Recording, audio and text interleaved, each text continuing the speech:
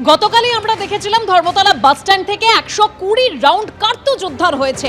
কেতুগ্রামের বাসিন্দা রামকৃষ্ণ মাঝিকে গ্রেফতারও করা হয়েছে, কিন্তু যে প্রশ্ন নিয়ে এখনো ধোঁয়াশা রয়েছে, কোথায় যাচ্ছিল ওই কার্তুজগুলো, কোথা থেকেই বা রামকৃষ্ণ মাঝির কাছে ওই কার্তুজগুলো এলো, সেই প্রশ্ন নিয়ে কিন্তু এখনো ধোঁয়াশা রয়েছে। সরাসরি কথা বলবো, আবির দত্ত আমাদের প্রতিনিধি রয়েছেন আমাদের সঙ্গে। আবির, দেখো, আজকে পাবলিক প্রসিকিউটর বা সরকারের তরফ থেকে যে আইনজীবী ছিলেন, অর্থাৎ পুলিশকে যিনি রিপ্রেজেন্ট করছিলেন আদালতে, সেই আইনজীবীর তরফ থেকে কিন্তু স্পষ্টত আদালতে যেটা জানানো হলো যে রাজ্য এবং রাজ্যের বাইরে বড় সড় চক্র সক্রিয় রয়েছে। গতকাল ধর্মতলা বাসস্ট্যান্ড থেকে যে 120টি গুলি উদ্ধার হয়েছে এবং সেখানে যে এক ব্যক্তিকে গ্রেপ্তার করা হয়েছে, রামকৃষ্ণ মাঝি তার নাম, সে কেতুগ্রামের বাসিন্দা, যেটা শুরু থেকে এসটিএফ সূত্র থেকে জানা যাচ্ছিল যে হলদিয়া বা তার আশেপাশে অঞ্চল থেকে সে নিয়ে আসছিল। এবং এই যে এত সংখ্যায় গুলি নিয়ে সে এসেছিল, মূলত এখনো পর্যন্ত বেশ কয়েকজনের নাম তাকে জেরা করে জানতে পেরেছেন তদন্তকারীরা, যেটা আদালতেও তারা জানালেন। এবং তাদের বক্তব্য বড়সড় চক্র রয়েছে, এবং সেটা শুধু পশ্চিমবঙ্গে নয়, পশ্চিমবঙ্গের বাইরেও অন্য স্টেটেও। এবং তার সঙ্গে তাদের এটাও বক্তব্য যে পশ্চিমবঙ্গে এসে এই বিশেষ করে কলকাতায় কিন্তু মূলত এই গুলিগুলো হস্তান্তরিত করার তাদের পরিকল্পনা তার ছিল, কিন্তু যাদের কাছে এই হস্তান্তরিত করার পরিকল্পনা ছিল তাদের বিষয় নিয়ে তথ্য সংগ্রহের প্রক্রিয়া চালানো হচ্ছে এসটিএফ এর তরফ থেকে।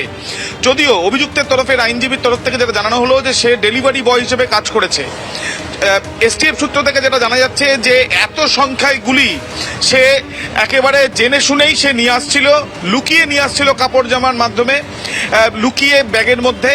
এবং তার সাথে এই যে এত সংখ্যায় গুলি যাদের কাছে পৌঁছে দেওয়ার পরিকল্পনা ছিল, ব্যবসায়িক স্বার্থেই সে নিয়ে এসেছিল, অর্থাৎ মুনাফা রেখে যাদেরকে পৌঁছে দেওয়া হচ্ছিল তারা বিভিন্ন জায়গায় বিক্রি করতো বা করার একটা পরিকল্পনা ছিল। সেই বিষয়টাও বেশ কিছু তথ্য পাওয়া গেছে, যেটা ইতিমধ্যে ভেরিফিকেশন করা হচ্ছে। অর্থাৎ বিষয়টা খুবই স্পষ্ট যে এত সংখ্যায় গুলি কলকাতায় নিয়ে এসে কারোর হাতে দিয়ে সেটা বিভিন্ন লোকের বা যারা এই গুলি চাইছিল তাদের কাছে হাতে পৌঁছে দেওয়া মোটা টাকার বিনিময়ে। এই পুরো যে চক্রটা রয়েছে সেই চক্রে একজনকে এখনো পর্যন্ত ধরা গেছে, বাকিরা কোথায় তাদের খোঁজ চালানো হচ্ছে বলে এসটিএফ সূত্রে খবর। ধন্যবাদ আবির।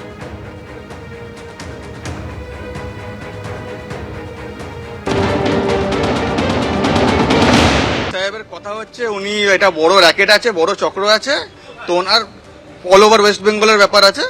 উনি অল ওভার ওয়েস্ট বেঙ্গলের কথা বলছেন। উনি বলছেন যে অনেক বড় র্যাকেট আছে এবং অনেকজন পার্সনস ইনক্লুডেড আছে। তো ওনার 7/6 ডেট দিয়েছিল, পিসি প্রে করেছিল 7/6, কিন্তু আমরা প্রে করেছিলাম শর্টার পিসি, বিকজ আমাদের যে অ্যাকিউজ পারসন আছে he is just a delivery boy. ও হয়তো জিনিসগুলো কালেক্ট করে অন্য কোনো আদার সাইডকে দিতে যাচ্ছিল। Maybe he didn't know any knowledge ছিল না ওর, হয়তো যে জিনিসটা কি আছে, কতটা গ্রুসাম জিনিস আছে। এটা এখনো ইনভেস্টিগেশন চলছে। আজকে ফার্স্ট ডেট আছে, কালকে অ্যারেস্ট হয়েছে, আজকে ফার্স্ট ডেট আছে। এটা আপনার ইনিশিয়াল ইনভেস্টিগেশন চলুক, তারপরে দেখা যাবে। আমাদের প্রে ছিল যে শর্টার পিসি প্রে করেছি, ইভেন কি আমাদের লার্নেড কোর্ট এটা মেনে হচ্ছে।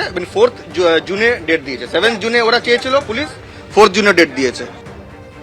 ধর্মতলায় পুলিশের জালে কেতুগ্রামের রামকৃষ্ণ মাঝি, বাজেয়াপ্ত 100টি HMM পিস্তলের কার্তুজ, বাজেয়াপ্ত 20টি 7.65 mm পিস্তলের কার্তুজ। রামকৃষ্ণ মাঝির রাজনৈতিক পরিচয় নিয়ে তৃণমূল এবং বিজেপির মধ্যে তরজা। বিজেপি করত টাকার লোভেই কার্তুজ সরবরাহ, এমনই দাবি রামকৃষ্ণের স্ত্রী।